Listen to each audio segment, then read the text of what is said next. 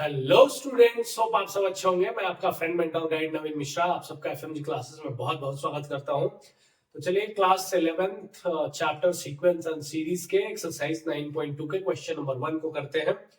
Last class में हमने इसके कॉन्सेप्ट्स को देखा है। अगर आपने वो वीडियो नहीं देखा है तो वो जरूर देखें, क्योंकि उसमें जो जो फॉर्मूलेज यूज होने वाले हैं अरिथमेटिक प्रोग्रेशन में उसके बारे में हमने डिस्कस किया है। तो चलिए इस क्वेश्चन को देखिए, क्या बोल रहा है कि find the sum of all the odd integers between 1 to 2001। Question का स्टेटमेंट समझ गया? बोला जा रहा है कि सम निकालना है। सम मतलब summation, addition of all the integers. कौन से इंटीजर्स? Odd integers. बिटवीन कहां से कहा? 1 से लेके 2001 तक, फ्रॉम 1 to 2001। ठीक है, तो चलिए क्वेश्चन का आंसर देखते हैं। तो आपको एक अंदाजा लग गया होगा कि फ्रॉम 1 to 2001 में कौन से इंटीजर्स होंगे जो कि ऑड होंगे। तो पहला 1 होगा, फिर 3 होगा, फिर 5 होगा, 7 होगा, 9 होगा, 11 होगा, वैसे वैसे डॉट डॉट डॉट डॉट करते करते जो लास्ट होगा वो 2001 है। ठीक है, समेशन का अब सबसे पहला चीज तो ये देखना है आपको कि देखिए फर्स्ट टर्म 1 को आप क्या बोलेंगे? 1 क्या हो गया आपका? फर्स्ट टर्म जिसको कि हमने ए से भी डिनोट किया है। अच्छा, दूसरा कॉमन डिफरेंस क्या होता है? डी को हमने क्या देखा है? Second term minus first term, मतलब सेकेंड टर्म क्या है? 3 माइनस 1, क्या हुआ? 2।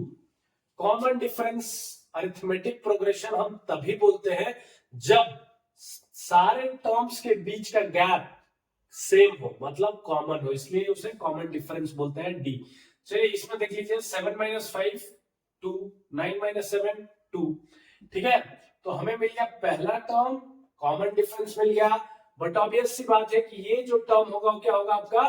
लास्ट टर्म मतलब लास्ट टर्म जिसको भी हम एल से भी डिनोट करते हैं। ठीक है, इतना हमें पता चल गया। अब समेशन का फॉर्मूला क्या होता है? सम निकालने का फॉर्मूला आप सब जानते हैं, एसएन। एसएन में आपको क्या करना है? n/2 into 2a plus n-1 into D.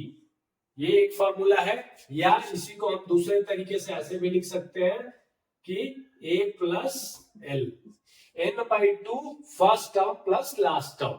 तो देखिए आपके क्वेश्चन में गिवन क्या है? ए दिया हुआ है फर्स्ट टर्म, लास्ट टर्म भी दिया हुआ है।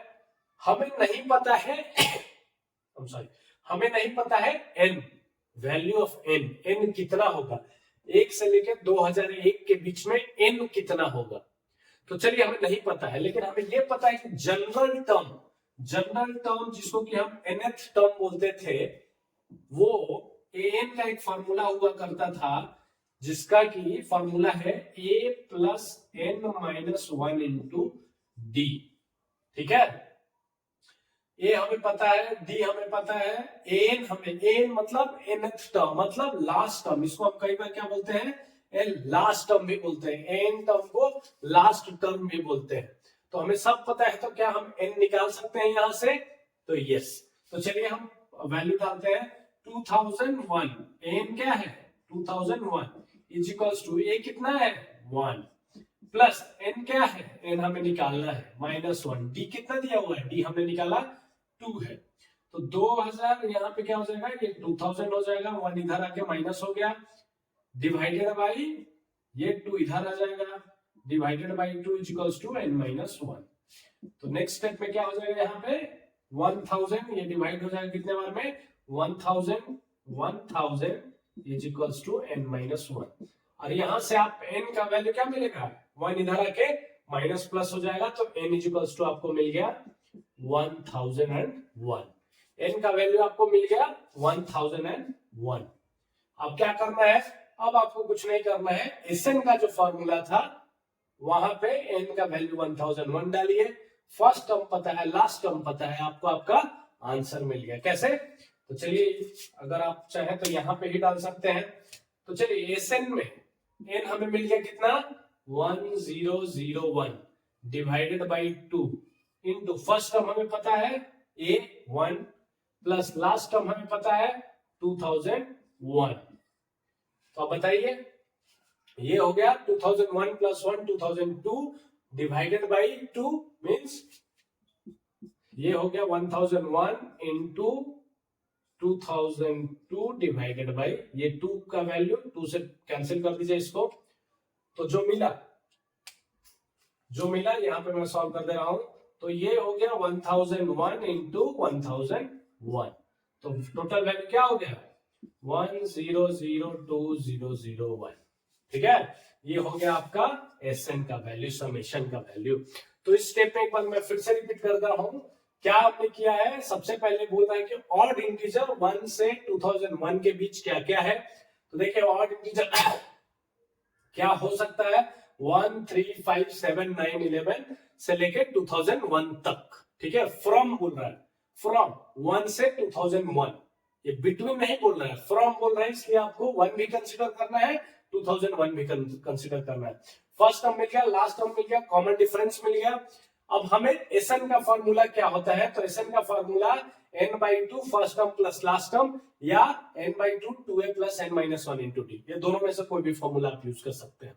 ठीक है, अब हमारे पास सब कुछ है लेकिन n का वैल्यू नहीं है, मतलब 1 से लेकर 2001 के बीच ऑड टर्म्स के कितने नंबर ऑफ टर्म्स होंगे ये हमें नहीं पता है। तो हमने क्या किया, हमने n निकालने के लिए लास्ट टर्म का सहारा लिया और लास्ट टर्म का फॉर्मूला होता है a plus n-1 into D. तो लास्ट टर्म हमें पता था, हमने यहां से n का वैल्यू निकाला और n का वैल्यू हमें मिला 1001। अब हमने क्या किया कि एसएन का जो फॉर्मूला था हमारा, एसएन का जो फॉर्मूला था, हमने एसएन के फॉर्मूले में ही वो वैल्यू डाल दिया, n के जगह 1001 डिवाइडेड बाई 2 इंटू 1 प्लस 2001। फिर S n is equals to 1001 into ये 2002 डिवाइडेड बाई 2, तो 1001 इंटू 1001 ये कितने बार में गया 1001 बार में, और टोटल हमने मल्टीप्लाई करके इतना आंसर निकाला। तो समेशन ऐसे निकल गया। इसमें यही आपको ध्यान में रखना है कि क्या नहीं दिया, सबसे पहले तो क्या पूछा जा रहा है, पूछा जा रहा है के लिए क्या क्या रिक्वायर्ड है और रिक्वायर्ड चीज को आप कैसे निकालेंगे, बस इतना ध्यान रहे तो आपका क्वेश्चन आसानी से बनेगा। होप आपको समझ में आया होगा। Thank you so much.